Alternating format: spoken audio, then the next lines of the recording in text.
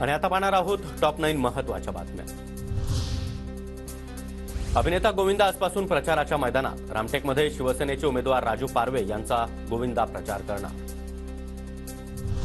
सोलापुरात 10 वर्षांमध्ये काय काम झालं यावर खुली चर्चा करा। राम सातपुते यांचं प्रणिती शिंदेंना थेट आव्हान। तर राम सातपुतेंचं ओपन चॅलेंज आपण स्वीकारलं। शिंदेंचं राहुल सातपुतेंना देखील प्रतिआव्हान। काँग्रेसकडून विदर्भामध्ये प्रचाराची रणधुमाळी। राहुल गांधी प्रियंका गांधी प्रचाराचा नारळ फोडणार। राहुल गांधींची 13 एप्रिलला तर 15 एप्रिलला प्रियंका गांधी यांची जाहीर सभा। 8 एप्रिलला चंद्रपुरातील मोरवामध्ये पंतप्रधान नरेंद्र मोदी यांची सभा। सुधीर मुनगंटीवार यांच्या प्रचारासाठी मोदींच्या सभेचं आयोजन।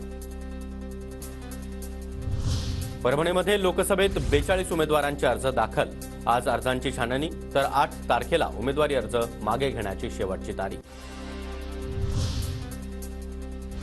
कर्जधारकांना मोठा दिलासा। रिझर्व्ह बँकेकडून रेपो रेटमध्ये कुठलाही बदल नाही। रेपो रेट 6.5% कायम।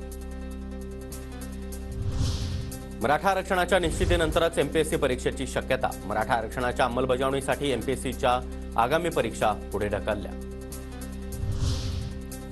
जेईई मेन्स परीक्षेचं हॉल तिकीट जारी। 4 एप्रिल ते 12 एप्रिल दरम्यान परीक्षा घेतली जाणार। उन्हाळी सुट्ट्यांमध्ये गावी जाणाऱ्या प्रवाशांसाठी एसटी महामंडळ 1088 जादा बसेस सोडणार। गर्दीचं व्यवस्थापन करण्यासाठी राज्य परिवहन महामंडळाचा निर्णय।